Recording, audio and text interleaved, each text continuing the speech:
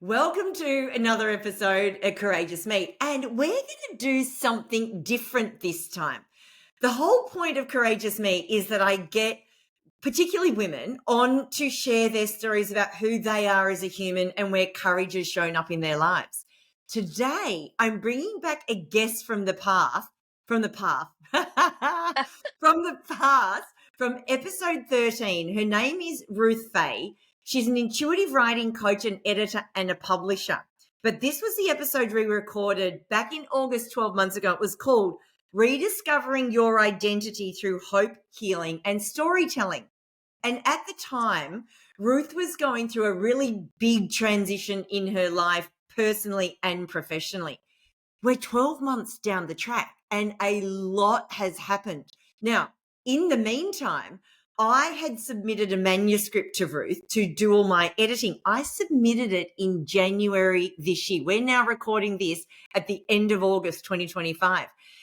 Between January and probably the start of July, I got cold feet and I didn't do anything with it. And so it never moved forward. And so it's interesting. I'm now back on the bandwagon, back on the book writing bandwagon. And I could not do it without this incredible woman, Ruth, doing it by my side. So I wanted to bring her on.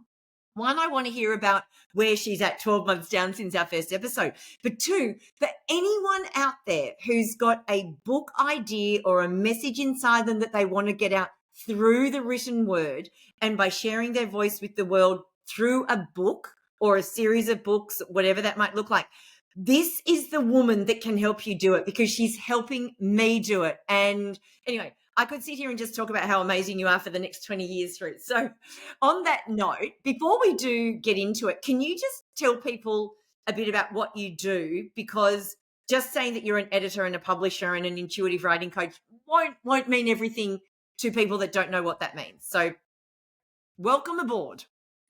Thank you. What a beautiful introduction. What is it I do? Finding the words to say that has been a struggle since the beginning because coming from that sort of the copywriting background before I went into editing and the publishing world, um, I did it differently when I was a copywriter. I did it with my clients, like together we wrote copy as opposed to hand it to me, I write it, give it back, tweak it, here you go, it's all yours. And so for me, which is how I help people with their books as well. So for me, that's where the intuitive part comes in. And you're right, people either don't get it, ignore it, or go, what?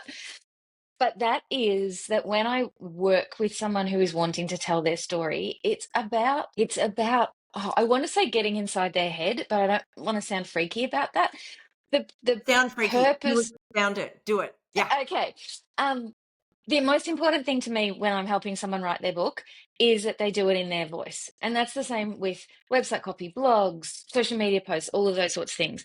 So your voice as an author is the most important thing. And all of the English and the grammar and all of the stuffy stuff, the fiddly stuff, that can all come later. That is what I am here to help you with because A, I love it, and B, I'm good at it. So yes, so but the intuitive part is me understanding your voice as the author. It's understanding what you want to say, what your message is, who you're talking to, how they need to hear it, because my core belief is that when we speak, either through verbally or through the written word, those words have resonance. On my old website, I used to say words cast spells, and I have changed that slightly, but we do. When we speak, what we are saying matters. It impacts other people. It carries out into the world, particularly in a book that's going to be here for longer than we are, hopefully.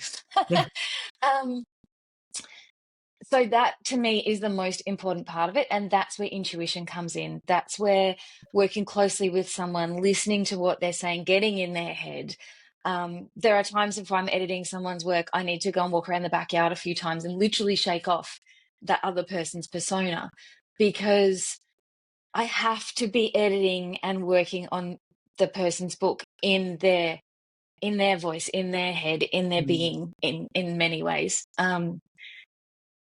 And the flip side of that is, not flip side, the additional part of that is when it comes to editing, yes, I'm editing in your voice. Like I'm thinking of you when I'm doing the work and making sure it sounds like you and that the words that are going out to your audience are going to be received well with them so that they clearly know what it is that you're trying to say and they feel your inspiration or your story or your sadness or whatever is going on. Um, but the other part of that from an editing perspective is that there's many different parts of editing. Basically, there's like structural editing, developmental editing, and then there's line editing and copy editing and proofreading is the three main ones. So it gets more nitty gritty as you go. When I edit, I bring them all together and it's about the flow, it's about the cadence, it's about how it sounds, it's rhythmical. I think of it like music. So that's where intuition comes in as well, because it's not necessarily following the rules of English that we're taught in school. It's about how it feels and how it sounds. So, Oh my God, yeah. you've hit, I mean, I know why I'm getting you to do this with me. Firstly, you said, it's not following the rules of English because, yeah, didn't like English at school, still don't. But secondly, I like how you said that music casts spells. I know you said you use that language and now you don't. Oh, sorry, that words cast spells. I Mm. totally agree with you.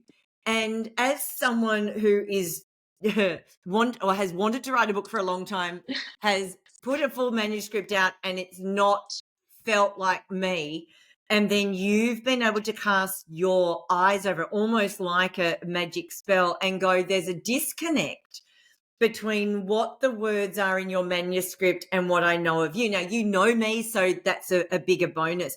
Mm. And that's something that I didn't expect. And if you weren't able to tap into that intuition, like how you would never have known that. And that means that what's going to come out in the round two is going to be a much better reflection and, really get inside my Mm. heart way more than the version that I'd originally submitted, that if that had been edited and cleaned up, something was missing.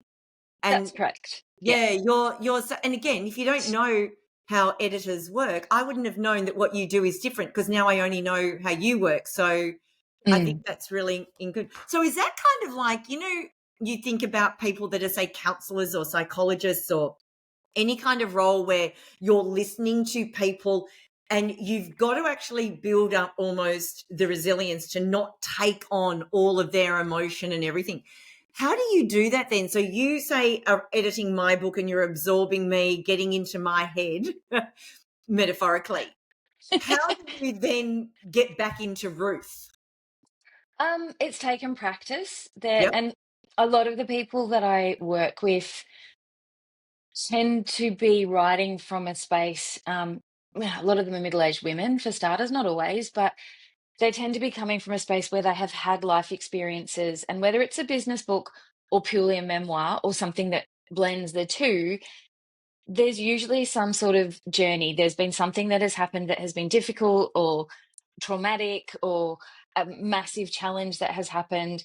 And in coming through the challenge, they've learned more about themselves or they've come to this space of healing. And then that often influences what we do as work. So then when it comes to writing their book, that story comes through in what they're saying. Even if it is a purely business based book, there tends to be still parts of that that are in it. So when I first started doing this, I did attract a lot of people, clients who had um, had trauma in their background. And what I have learned, and it has been a rough trot at times, because I do read people's stories, and also when I'm reading their work, I do feel what they're saying, or it resonates with something that's happened in my life, and which is fabulous because then in what so many ways I'm learning a lot, and I always say that to my clients when I'm working in the document. If there's something that has resonated or that I've learned, I'll put that in. Like, oh my Lord, you haven't even published this yet, and this is impacting my life. Like, thank you so much for saying that. I think that's so important. Um, yeah, so I guess basically to answer your question, um, what it is was I had to learn to hold space, but not get too involved. I prefer to work with people who have already gone through the healing, or Yeah. if they're still in it, that they have support, they have a psychologist or a partner they can talk to, or a best friend, or whatever it might be. But that's actually part of the intake process that I have now, is what, if it's a difficult topic, what support do you have? Because there is only so much that I can do. And I found it was really, I'm going back a few years now, but it was Mm. really impacting my life, because that sort of shake it off, I need to go outside and walk around, became quite difficult. But that's how I've sort of learned to, I often sit with a crystal. But it's that, taking that space. It's not booking client back to back to back to back. Like, I always have a gap in between to go and make a cup of tea, have a wander around, talk to my partner, just move, let it all kind of move through, and then can sit down and go back into the next space with the next person. Oh, that's beautiful. And I Yeah. love what you said, though, that even when you were copywriting, that you found that the best way of doing it was doing it in collaboration with the person. Tell me, because otherwise it's, they tell you something, you go away and write it, you come Mm. back. Why did you do it that way? What was it that made you like go down the path where it was done in collaboration as opposed to more of the traditional style? One of it was very early on when I started my copywriting business, moons ago now. I always felt this need that I had to go and meet the person in their workplace, Right. which was fine if it's, local or within an hour or whatever. Cool. And a lot of my work was through word of mouth referrals, so they were relatively local to where I lived. So I could do that. And I didn't know as much about myself as I do now as well. And I didn't recognize this for what it was, but it was that needing to be in their space, feel their environment, see their workplace, understand it, breathe it in, so that I could then kind of embody it when I was doing the work for them. And then, but a lot of my clients were solopreneur women, so had their own business. And women who have that also, more often than not, really want to have control over what's being written. Me being one of them. Like, I'm Uh, certainly not shaming anyone. yeah, no, Um, I'm one too, so I'm with you there. yes. Which is fair enough. Like, it's your business, it's you, it's Mm, representing you out in public. So that's really important. But the other side of that as well is that they wanted to learn. So it started for me, I did a lot of blog writing with people, but I started teaching them how to write their blogs, so that ultimately it's kind of like I see raising kids, that I'm here to teach them and then to guide them, and then they'll go out into the world and be able to navigate it by themselves. I didn't want my blog clients to need me. Like, they needed, if they wanted to send me something and go, hey, can you cast an eye over it? Absolutely fine. But I wanted them to have the skills to do it themselves, if that's what they wanted, which most of the people I was working with did. So that started happening, and then COVID hit. And so, Zoom, all the rest of it became a thing, and the online presence. And it just kind of evolved that it became easier to go, hey, let's do a call and work on it together. So we'd sit there, like I do with editing now often. When I'm having a meeting with a client, we'll sit there with it on the screen and work through it together. So they're getting input, they're using their voice. I'm not having to guess. Um, I'm guiding the way things need to look right, if it's a blog, or mm, in a book, hey, it's important that we say these things, or that word doesn't really work, like those sorts of conversations. mm. um but it just became more collaborative, and so I changed it. Now I giggle, but it was called collaborative copywriting coaching, which I thought was so clever at the time. And now I'm like, it's such a mouthful. I was gonna um say, that's almost like a tongue teaser, isn't it? I know, Collaborative. right? Yeah. It's yeah, no, I can't even So say it once. Yeah, yeah, oh, yeah. exactly. I had to think about Yeah. it. But that was why, because I wanted Ah, to give across that thing that we're going to do it together. I'm going to be with you every step mm, of the way. It's going to sound like you. And particularly with copywriting, I think, like you were saying before we jumped on this, when people are working on their business or writing a book, if it's related to their business or whatever, even if it's just related to your life, we look back and things change. So I'd be working on someone's website copy, and they would change their offers or their services, or their business would switch, and it would take, and then the job would just blow out, really, which is possibly me not handling things well back then when it was all very new. mm. But also it's because their business was evolving, because they were taking the time to look at it and go, I Yeah, don't want to do that anymore. I want to do this. So by doing it together, yeah. that process happened a lot more organically, and it was a bit easier.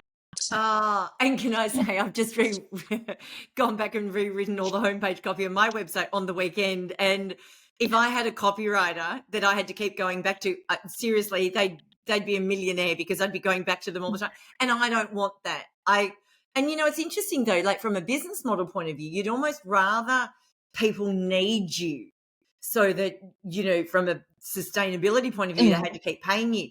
But this makes you even more beautiful that if you can get them to a point where they don't need you, that they can then mm, use their own voice and get it out themselves. That's even better because I'm then going to come back to you for different things. So I might have started coming to you with blogs, which then could turn into like a mini book or a full blown book. So it's actually a really smart way of doing it. But what comes out for me as well is that you're actually putting what's best for them at the forefront as opposed to just mm. what's best for your business. And that is unique these days, Ruth. Really unique. Yeah, and Thanks. beautiful. Yeah. So as someone, if I can just share, so part of my story when you and I first met, which is gosh, that's 6 or 7 years ago, and I told you I wanted to write a book, never really did much about it. And then I did a lot of dabbling on my own, and I'd just go and something would happen and I would write the story. And then I ended up with a whole lot of just words without structure and all over the place. One of the first things you did was help me put some structure into everything. But I remember you saying at one point, because I'm feeling like, I could never, ever take on the title of author because one, I hate writing. Two, I'm not good at writing. And three, I'm all over the shop. Like I'm much better at speaking because you can kind of dart here and there and go everywhere. Whereas I know with a book, Yeah. there's got to be more structure. But what you did was almost release me from that and say, hey, just go and write the stories when you feel compelled. I will then help work out where that has to fit from a structural and a flow and and a grammar, English, all of that kind of perspective. Do you know how much pressure that took off? And Mhm. do you get this a lot with people when they come to you? Okay, so I'm not weird. No, But I don't not know. in this instance. Yeah. Yes, is the answer. Yeah. I ran a writing circle on Monday this week. Um, and out of, I think, probably 60% of the people there were having this exact conversation. We were talking about the notebooks with half finished stories in them, or however many documents in folders on your computer, and all of these thoughts. I have them too. Like, I totally get it. I found one in the middle of the circle. I was looking for something else that I wanted to actually put into the book I'm writing at the moment, and found a kid's book that I started writing a couple of years ago it was after I'd had my accident and I was in the wheelchair for a bit. And I'd started writing this story. I'd totally forgotten about it, about a fairy who was unable to fly. Now, I don't even remember writing it, and I found it and I had tears in my eyes, and I didn't finish it, probably because I was still in the wheelchair. And I was obviously writing about myself. Um, but I was like, oh my God. So I'm going to finish that now. But yes, it is very, very normal. And I think the important thing, and I do say this a lot, and not because I just say it, just off the top of my head, it's something that means an awful lot to me. Is I hear people say, I'm not an author, I'm not a writer, I'm never going to be an author. I hated English at school, I can't write, I'm dyslexic, all of the things. The fact that you, all those years ago, had started writing a book, Hmm.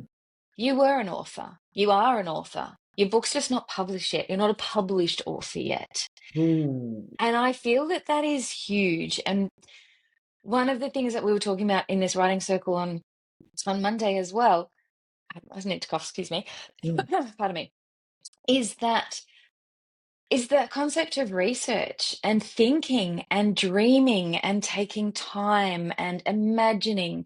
Because even if we're writing a book that is about our life story or about our business, it still takes time to percolate, to think about those stories that you want to put in it. And research and dreaming and imagining and thinking in the shower, all of those things is part of being an author. It's not just pen to paper. People can Oh, spend hours on research or hours on structure or hours on lying out in the sun. Be careful if you do that, but lying out in the sun just thinking about their book. And we need to do that, but that doesn't mean we're not writers or we're not authors. That is like Mm. mic drop moment for me. And I've known you well. I've not heard that. And we talk a lot about it's not just what you're doing, it's who you're being. I've Yes, never thought that all of that, the percolating, the rehashing it, the sometimes writing it down. I'm a voice recorder. I prefer voice than written. perfect. I voice record, then I go around in my head. All of that is actually what being an author is all about. Wow, fruit. That's Mm. just hit me like a big tip truck. Is that this? I I don't know if can't that's the believe same that thing, but happens. right. So yeah, that is just amazing because again, when you're not that thing yet, to own it is really scary, right? And this takes a Mm. lot of courage. So I don't associate myself with the word author yet. I'd want to, but I don't yet. And it's still in that, oh, that's a scary thing. That's what people like that do, not people like me. And in stepping into that, I'm actually already embodying Mm. exactly what being an author is. I'm just not published yet. Correct. But you say, Mm. Ruth, that is amazing. So anyone else who's listening in who finds themselves, you've got a book in you, right? You know that. You wouldn't be listening to this episode if you didn't. But you're just thinking that at the moment it's just lots of ideas and, thoughts swirling around your mind. They're already taken the first step. They've stepped up to the start line in becoming an author. Being published is then Mm. step 2. Oh, fruit. And if you think about it, like you and I have worked together in a business perspective Yeah. over the years. Yeah. Um, when you think about what you teach as a business Yeah. coach, it's Yeah. the same kind of thing because Yeah. people come to you because they need support or they would like support in their business. They need the cheerleader. They want someone to walk beside them holding their hand. What you do is help them find out what's important. You help them create structure around it. You would say to someone, hey, if you need a website, this is someone you could go to. Like, you're not going to do your website yourself necessarily as somebody who's been coached. You employ a website designer or whoever to do it. You employ a graphic designer to create your logo. You get a VA if that's what you need. You might have employees. Like, Mm. you're the business person, but I have needed business coaches many times over the years, and you go to a business coach to help you Mm. guide you through that and then figure out where you pull in other experts. It's the same with writing a book. The words need to come from you. That it's that resonance we were talking about at the beginning. Yeah. The stories are your stories because you have gone through what you have gone through in your life. It's what you're bringing to the table. It's the message you want to share. But it doesn't mean you need to know how to write a book and how to publish a book and how to edit a book.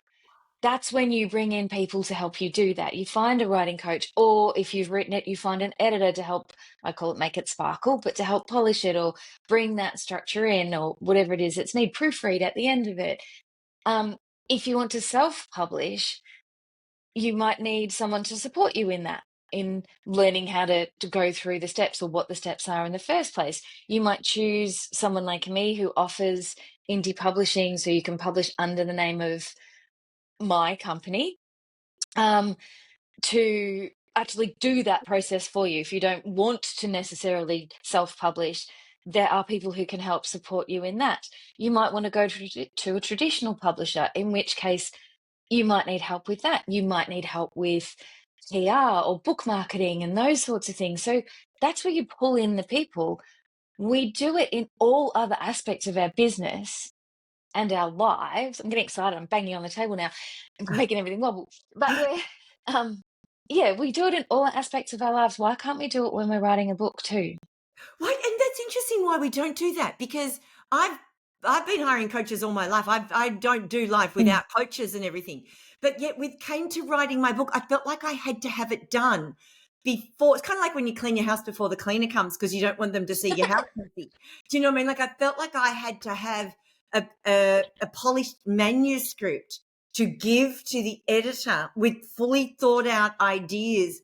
I'll be honest, like given this is a whole podcast on courage, I was so scared when you challenged me, and you've really challenged me over the last 12 months at on off the scale kind of level, where you've said, because I told you I'm better at speaking than I am at writing, and I'm better at getting an idea out if I can, say it out aloud than when the minute I get, fingers to keyboard, it just, I don't know, it distorts. And when you said to me, just even all those brain dumps, because I do a lot of verbal brain dumps and record them, you said, even just send me those. I had all those. I couldn't possibly, because, what would she think of me? That how could I be writing a book if my words and my thinking's all over the place? And that was scary. And it took me a while, and I know you kept asking me for it, and it took me a while to actually even send that through to you, because I felt I had to have it look and read a certain way before you could take it on. And I know what you said to me, but what happens in that case with others when they're like that? What do you do or share with them that gives them the comfort that, hey, this is okay, this is what I'm expecting? You are absolutely not alone in that. Oh, Um, when I wrote my first, or actually, yeah, my first, I did a chapter in a multi-author book, but it was the first time it was for young people, like teenagers, and there's a whole bunch of women came together to write some of their stories just to show how they felt younger and then how life has progressed, basically. They'd probably kill me for that as a blurb because that's not what it said. But anyway, yes. um, this was a few years ago now, but I didn't know any of the people involved. I came in very last minute because we were having the lead author and I were having a conversation about something completely irrelevant. And in that, she went, "Can you write in my book?" And I was like, "Oh my God." Like, it was beautiful. But I didn't know them. So I had to write 1,000 words. I think it ended up being 5,000 words in total. I had to write 1,000 words and send it to the editor, I guess, to see if it was worthy. Um, and I didn't sleep for 3 days. And you're Like, a writer. yeah, but I still had, like, there's that, oh my God, what are they going to think? What's the editor going to think? And even now, if I submit my work to other editors, it's a double-edged sword. I love getting it back because I edit so much. It's really nice to have someone do it for me. It's like, I can just let someone else look at it. It's beautiful. But then there's also that I still have, which I understand because I do it. I understand clients do it as well. There's also that horrible feeling of red pen, like, Yeah. and criticism and all of those. Oh my God, I'm crap at this then because look, they've changed the way this sentence is. So I know this because I experience it too, and I still experience it. I'm a bit better at it now, and I tend to, like, I welcome the criticism rather than feel like Yeah. ill about it. So what I do, or I certainly try to do my best Mhm. with people who come to me feeling as you felt, is allow them to know it doesn't have to be perfect. And in the world we live in nowadays, there's so much talk around, perfectly imperfect, and you don't have to be perfect, but we still feel that we Yeah. do, Yeah. especially as women. We do. There's still Yeah. that self criticism, self judgment. So the first thing I say to people is, any space we are in together, whether it's an initial call where I'm finding out about you and your book, whether it's we're 6 months down the track, it is a safe space. There is no judgment, there is no criticism by me or by you. Leave Mm. it at the door. I do not want you to be sitting here in self-criticism. This is a gentle space. This is a space of co-creation. We will be doing this together. You bring your stories, you bring your desires, you bring your audience. I will help guide you through how to put it all together, how to polish it, how to structure it. Where there's gaps, let's look at how we can fill them. Let's talk about them. Um, I was working with a lady at the moment, and she'd done brain dumps in a Google Doc. This is like yesterday, I think we met, and she messaged me. We weren't supposed to be meeting till next week, and she messaged me and said, "I've done all this stuff. I've dumped these things. I've got lists. I've got paragraphs. I don't know where they're going to go." She's incredibly structured, so she has a structure, and she's also written part of her book. But she was like, "What am I supposed to do now? Is this right? Is this process right?" Number one, every author's process is different. So Ah. it's okay to be you going through this process as well. Um, so when, business coaches in the past have said, "What is your process? Like, how do you do this?" I've struggled because I'm like, I don't know. Every author's different. Every author does it in a different way. Some people like to go away and come back. Some people like hand holding, like in a beautiful way. Anyway, so this particular lady, so I was like, okay, cool. Give me a couple of days. Let me have a look through it. we met yesterday, let's jump on a call. And she had quite a few pages of dot points and then some paragraphs. So we probably spent 40 minutes on a call yesterday with her manuscript and went, where can this go? Oh, this is early. Yep. Okay, let's just put this here. Let's put this here. And the whole document gone in there. Yes, she needs to do some more writing. Yes, it needs some work. Yes, it definitely needs editing. But all of her stories just boop, in they went. Now she was really stressed about it beforehand. I also was like, oh God, I hope I can help her with this. But because we did it on a call together, Mm. it was done.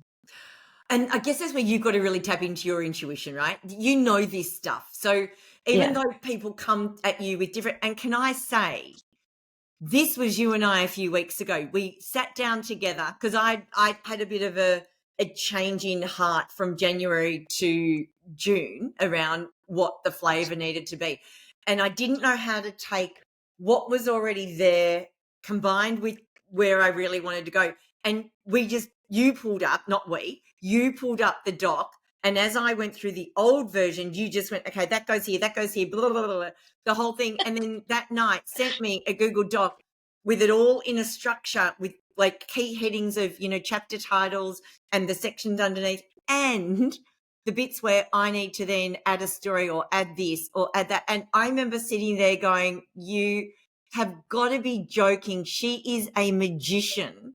How you could take all this crazy, like unstructured thinking and ideas in my head and just pull them through and weave them into a document where I've now just got to fill in the gap. Seriously, unbelievable. And just before we got on this call, Ruth has been chasing me up to ask where I'm at with the book. And you know what's really funny? I have been working on it because I voice record. So I'll be at my kid's footy game and I'll just, okay, I've got to do a chapter on blood and I'll just talk it out to the voice recorder, stick it through an automatic transcription service. Then I'll just have a quick look at it. And then all I've got to do is copy it into the Google Doc. So I did update some of that last night. But can I say that what you were able to do has given me the confidence to keep going and to keep going in my way. So Good. not in where I thought I had to sit and write that chapter and that's got to go here and there's a certain format and a certain but you've given me a structure that works for me, that works for the message I'm trying to get out and a way to make my life easier, knowing I'm very much if I've got the energy, I'll do it. But if you tell me at 3:00 every Friday I've got to write something, won't work. Yeah. People don't work like that. No. Some people, it's like there's a spectrum, and I'm learning more about this at the moment and thinking more about it at the moment as well. Hmm. So in the writing world, there's this concept of you're a planner or a pantser. And the planner is the structure, you map everything out. Here's your chapter title, here's what you're going to say. Like when we did learned essays at school and you would Yes. learn what needed to go in each paragraph and then you have your Yeah. intro and your conclusion and it's structured, right? That's Yeah. how most people are taught to write.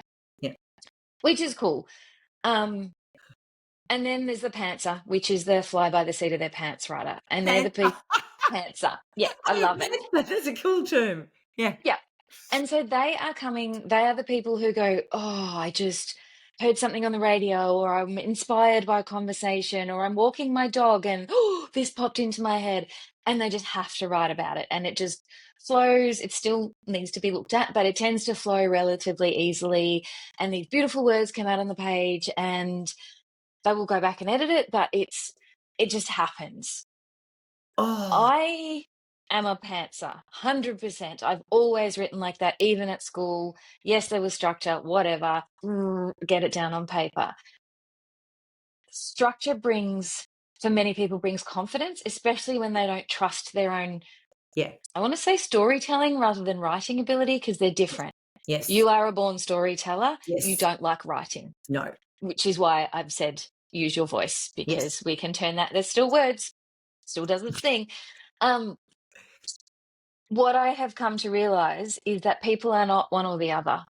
And this Yeah. is only very recent, so I'm actually thinking this out as I'm saying it to you. I hope that's okay. Yeah, good. But I'm beginning to I am recognizing that yes, I'm a pantser. And honestly, if you looked at this document that I have at the moment that has all of the things that I have been writing, because me being me, there's now 5. I thought there was 4, but then I found that kid's book. There's 5 books on the go that are all very, very different. I now need to bring structure into that.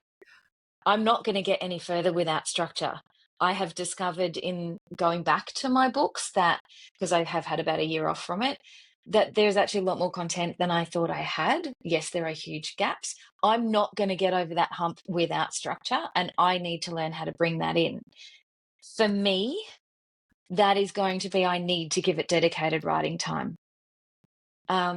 And some people like to write every morning. Some people Mm, in short bursts. Some people like to write on weekends for a day. I'm working with a mm. lady at the moment who decided to write a book and took 3 weeks, I think. Went and did a writing course, I think in Byron Bay, somewhere like that, for 3 or 4 days, and then took the rest of the 3 weeks to just write her book. But now she hasn't looked at it for a year. So everyone does it differently, and it's about learning our way.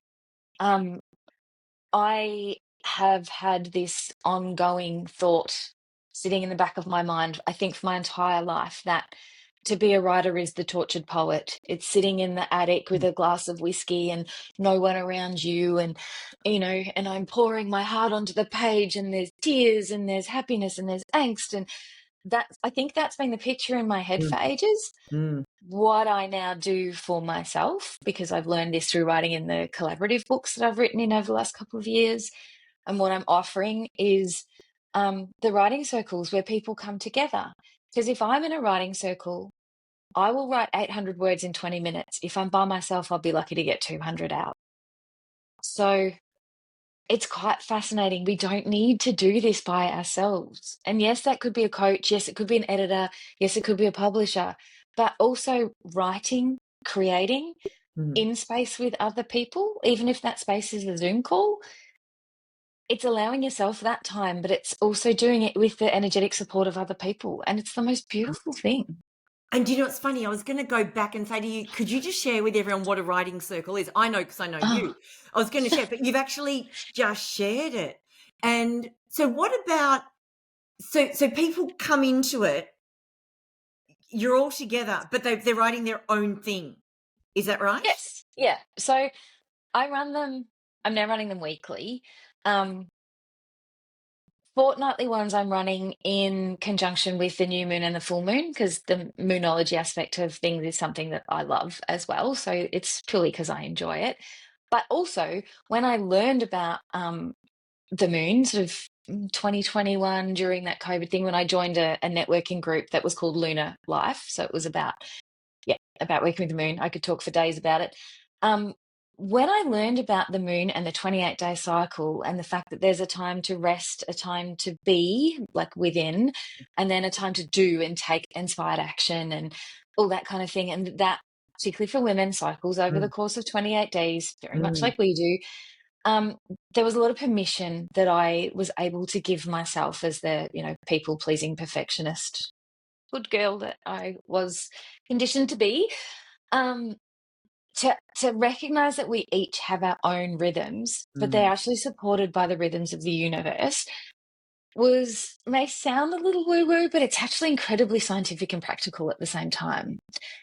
So each new moon and full moon, there's a really strong energy.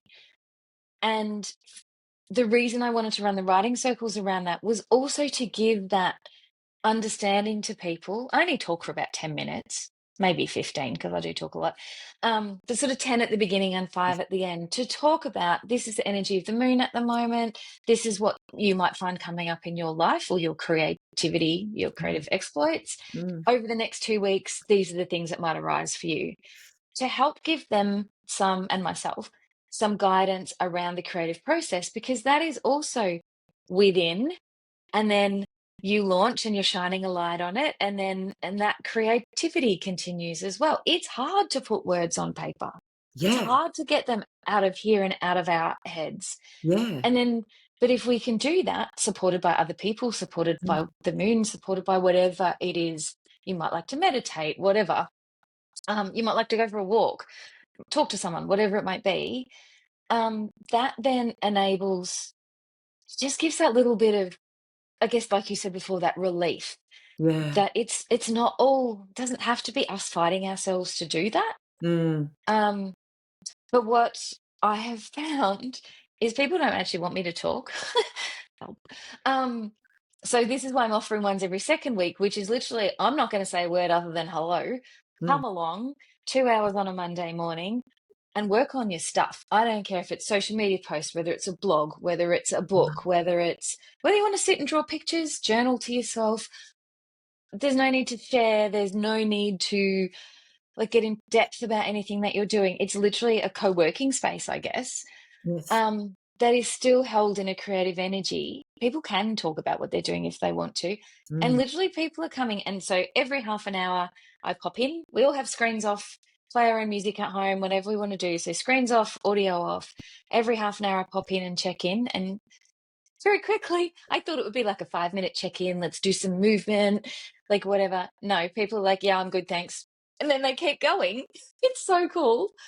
Um, and But people are writing their books But in isn't that that space. interesting? Just the fact that they're turning up, and even though their screen's off and the sound's off, which really could just be them in the room by themselves anyway, but by Yeah. knowing that you're there, it's like it's creating that energy that allows them to then get the words on a page. And I guess the fact that they're showing up at that time knowing that they're coming to write, that's so interesting. And Mm. like how long has this been going on? I think I've done maybe 4 of the moon ones, so that's 2 months. Um, And the first time I had a break in between them, and then I got such good feedback. So you can come along to one by Yes. itself. Yes. It is a paid event. That's the 2 hours. Yes. Or you can join the like monthly membership, which Okay. means that which is a bit cheaper, and you get the 2 of them. I've actually offered the in between ones for free to anyone who is a one-on-one client of mine, Ah, a group nice. coaching client, or is part of the membership. Because it's literally just a space. Like, and the best thing, selfishly, is that I'm dedicating that time to myself as well, to my writing and to my work. And I have a lot of client work that I do, which I love. But I've been ignoring my own books, and they're pulling me, they're talking to me, they're like, hello, come and do some stuff. So that 2 hours a week I'm giving to myself as a gift as well, to spend the time working on my work while also being able to answer some questions and help people in their writing journeys Mm. as well.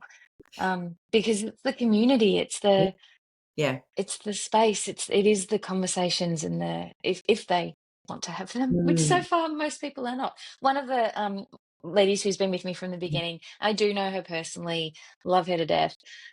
She actually said it's her favorite time of the week, and that is Oh, beautiful. Like, oh, but that's such a special thing because one of the things that's really frustrated me over the years is I've wanted to write a book for over 10 years. hmm, I've had it in me, I've had the content in me, and the longer it waits, the more frustrated I'm getting that it's not going to get out into the world.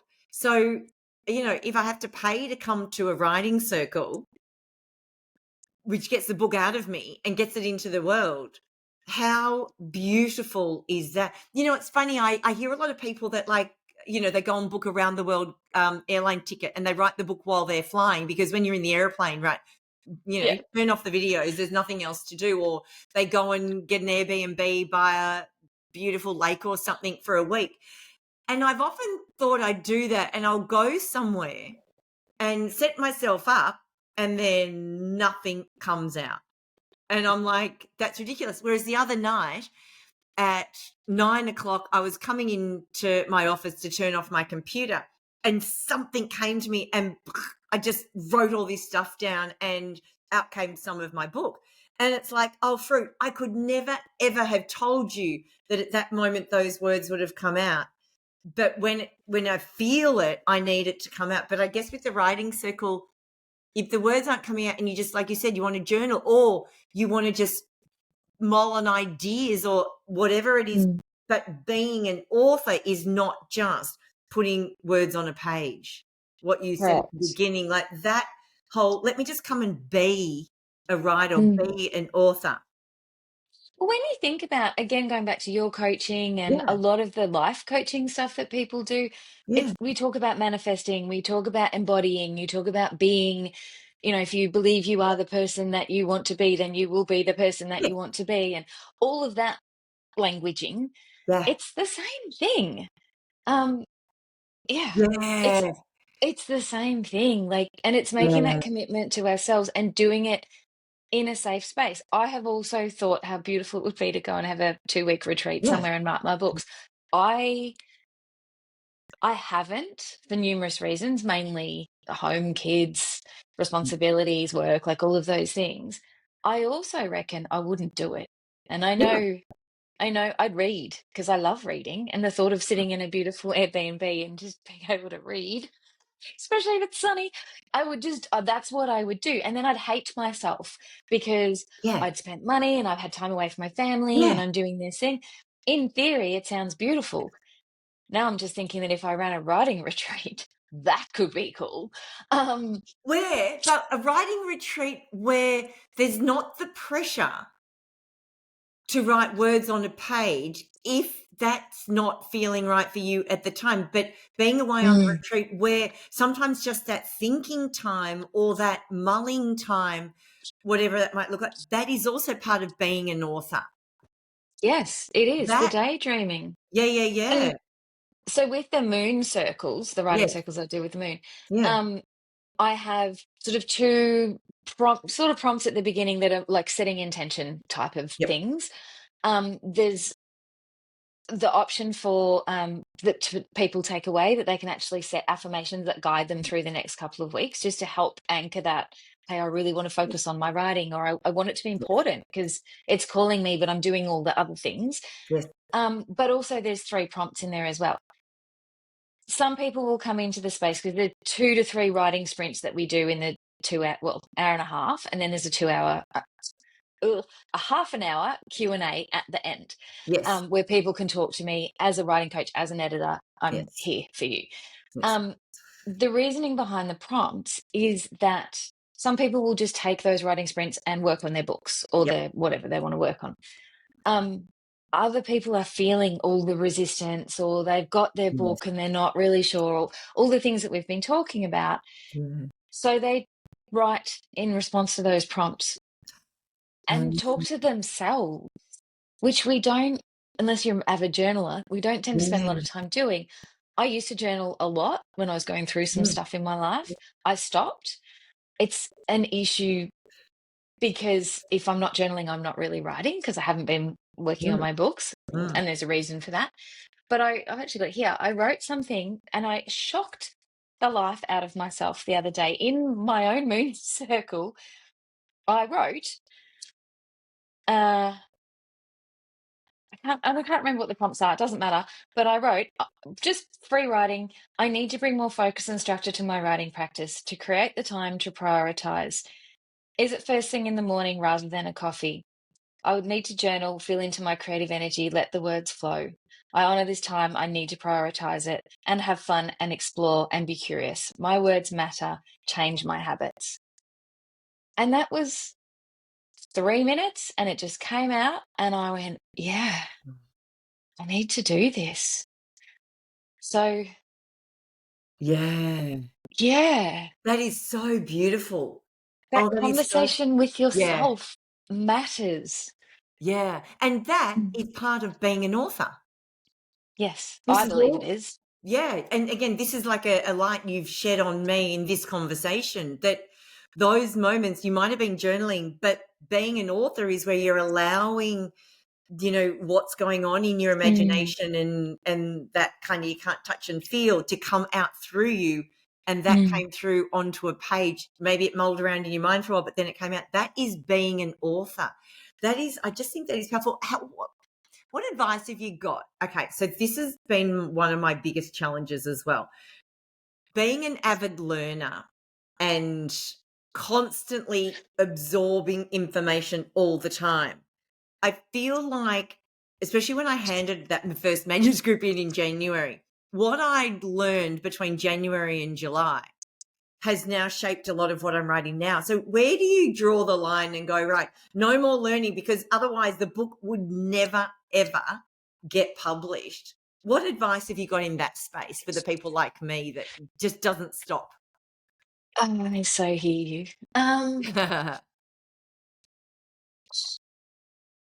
That's, I think, where the structure comes in again. Like, what is the purpose for this book that you are writing? Who are you talking to? What do you want to say? What is your message? What is your why, I guess, around Yes. this book? There Yes. can always be other books. And Ah, showing like going back to what you were saying earlier about the manuscript that came to me in January, that we then worked through together for a bit, and then you were like, nah, for a while, and you needed to go, and I mm, believe you needed to learn and experience those things to actually come back and go, hey, this is my book, this is what I'm writing. And then you're excited and the bubbles in your belly and the focus is there, and it's much, yes. when writing is joyous and fun and involves curiosity, it's much easier than when it's a slog. Yeah. So let's bring that in for starters. Yes. But when I went through your initial manuscript and we created that structure when we sat down together, and I was like, okay, this is Kim's new book, and put all that Mm, into the Google Doc for you, I'm not getting rid of your original work, because that might be the next bit, or it could be part of a keynote that you give, or it could be that has moved, that you've moved past that and it's not important. But maybe it will be if you write a memoir down the track, or you want to show it to your boys, or mm, those words. I always say to people, don't delete. It yeah. doesn't matter if they're sitting in a notebook or in a folder on your document on your computer. Those words came out of you for a reason, and you might not Mm, know what that reason is. So the learning, you have to draw a line at some yeah. point and go, this is my book, this is the Yes. purpose of this book, this is who I'm speaking to. Yes. I often find as people get to the publishing point, they're already on their next book, Yeah. and I have to keep going.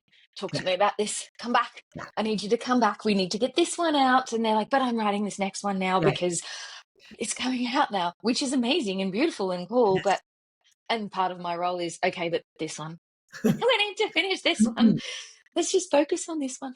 Um, but that's the beauty of it, is you are never going to stop learning. You ah, are a learner. mm, So, and you might find, particularly now that you are in that creative flow and you're writing this book, yeah. your next book might start coming out as well. So, my advice is, don't stop that.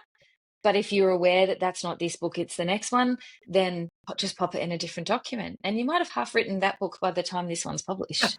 I've Who written, that's knows? exactly happened. And the amount of people that I know, like me, that might have taken 10 years to get the first book, So, published, then the second one comes out, then the third, then the fourth. Like, it's yeah, almost like once the first one's done, the rest of them just come out so much quicker. And I reckon part of it is exactly what you've said, that in writing the first one, some of that content actually could end up being in book 2, 3, and 4, not necessarily the first one.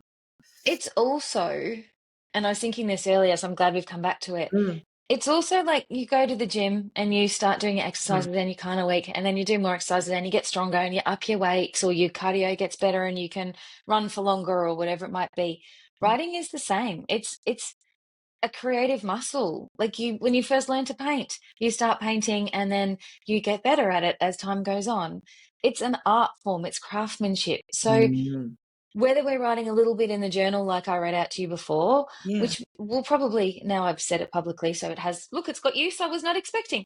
there you go. Um, yeah, I also need to commit to it because I've also said it publicly, so hell yeah. Um, but the more that we write, whether it's in a journal, whether it's the speaking part that you then practice turning into words on a page, or even the big picture of going through and publishing a book, which is scary, right? It's the Yeah. scary processes in the writing, in the editing, in the Mm, publishing. But once you've done it, and you, to come back to you, you've been courageous, you've faced the fear, mm, and you've held hands with people to get you through the mm, process of it. All of that is building that muscle. mm, It's learning about it. It's making it less scary because you don't know how to do it the first time you do it. mm. And in the meantime, you're learning your voice. You're learning who you Yeah. are, what that sounds like, what works, what doesn't work, how you want to be heard by the people that you're Mm, talking to, whether it's speaking or writing, really. mm. So all of it is part of it, and it's only practice that makes it better, which is the other beautiful thing about people coming together and writing is Yes. it makes you write. It makes you right, yeah. But do you know what's so Yeah. beautiful about this, what you're just sharing too, is as a speaker, that sometimes, like if I look at some of the content of my book that's not made the cut to the version now, but Mm, sometimes in doing that, they become stories depending on my audience that I've been able to share in my speaking, albeit they won't make this cut of the book. So that's a really interesting thing, that mm. it's not wasted. It's No. all part of the process. So just, I know we're running out of time and I just have got so many more things I want to talk to you about. If someone is a speaker or getting into speaking, so I know it's a conversation I'm having with a lot of people at the moment who are wanting to be speakers, and I mean more than just doing a session here and there. Mm. How important is it that they have a book? I'm seeing this a lot more in my end of the business world as well. And what I am currently thinking is, I don't know how true this is, but this is what I'm feeling about this, is that there are a lot of people where speaking is inherently more comfortable, and a lot of people where writing, like for me, sitting behind a keyboard is much more comfortable. Yeah. Um, as a business owner, it feels like we have our business, which has our website and it has our offers and our services and our products, if that's, product-based business, whatever. So we have this, and then we want to talk about it because we love it, because who would be an entrepreneur unless we loved it? So we want to talk about it. And so some people will more naturally gravitate towards writing, and some people will more naturally gravitate towards speaking. But I feel like people in the business world are now desiring, I don't know if it's a supply demand thing, but I feel like people are desiring both. And there are people I know, and I've actually done it with someone who have written copious blogs and turned their blog into a book and then turned that into a keynote speech. Mm, Or they may have a keynote speech or a few of them, depending on their audience, like you said, and then then want to turn the bulk of that into their book. mm. And then you can break it down into blogs as well, because these are the speaky people are the ones who don't necessarily love the writing, and the writing people don't necessarily love the speaking. So it's finding the people to help you do either or. Maybe that's a bit simplified, but that's kind of how I'm seeing it, that Yeah. the people are they're wanting to speak, they're wanting to have a book. And the beautiful thing is you go to a keynote speech, you can potentially sell your book. Woohoo. Oh, Um, well, do you know, this is something for years and years and years as a speaker. The first thing that a conference organizer would say to me is, have you got a book that we can oh, get for all the attendees? And for most, well, actually, even to this day, I've said no. I haven't had one. And that 5 years ago was what kicked me up the backside to say, hey, you better get your book mm, out, because every conference organizer in the last 2 years has asked if you've got a book that they can get. And I can't say, yes, I've got one. So yeah, that's interesting. And I mm, guess all of this is getting your voice out into the world, whether it's through like verbally sharing it, whether it's sharing it through the written word. It's still about getting what's inside you out into the world so that it can have an impact, because stuck inside your head, it doesn't have an impact like it could as getting it out there. So Ruth, just like, oh my gosh, just for the sake of time now, I am working with you. I couldn't imagine doing this and going on this journey without you. Firstly, because I'm, having to practice what I preach. This is probably one of the scariest things that I've ever done. And I'm doing it with you. And I feel like you're this big, like warm bubble of love. Like it's just delicious. So if anyone's doing that. But if people do want to work with you, obviously you've spoken about your writing circles. What else could they do, or where could they go to find out a bit of information, or like what kind of is your offer that those listening who are at the point where either they've got a book inside them or they hadn't thought about it, but now this has sparked mm. maybe I do need to get it out. What should they do? Where should they go? Well, my website's probably the easiest place, although Yes, just like you, I'm rewriting all my website copy at the moment, but it's still there and it has all of the things that you would yes, need to find me. yes. Um, and I know you'll And I'll pop it put in the the show link in the notes, show. so yeah, that's fine. Um, the other thing is, so there's also my writing circles, which I am mostly social media wise, I'm mostly on Facebook, which my kids tell me is terrible and I'm so old fashioned. Oh, I But hate anyway, Facebook. I know it's my comfy place. Yes. And Instagram, I just often forget. Yeah. Anyway, so I'm also on Facebook. And what was I going to say?